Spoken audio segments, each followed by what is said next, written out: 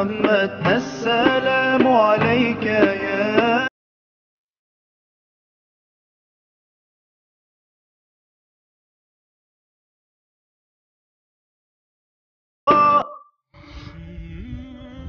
أعوذ بالله من الشيطان الرجيم. بسم الله الرحمن الرحيم. والفجر وليال عشر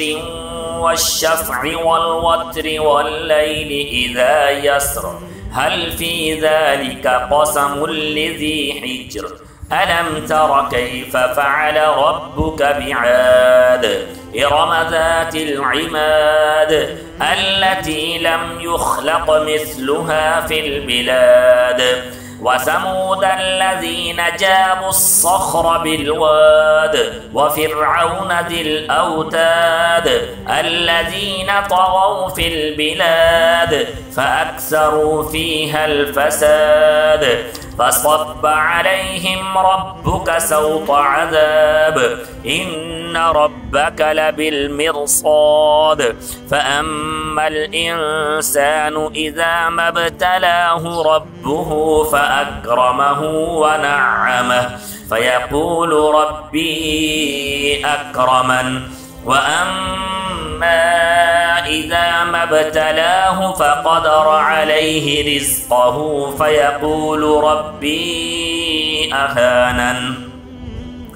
كلا بل لا تكرمون اليتيم ولا تحاضون على طعام المسكين وتأكلون التراث أكلا لما وتحبون المال حبا جما كلا إذا دكت الأرض دكا دكا وجاء ربك والملك صفا صفا وجيء يومئذ بجهنم يومئذ يتذكر الإنسان وأنى له الذكرى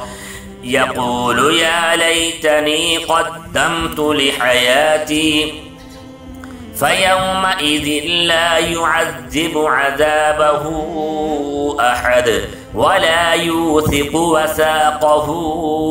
أحد يا أيتها النفس المطمئنة ارجعي إلى ربك راضية مرضية فادخلي في عبادي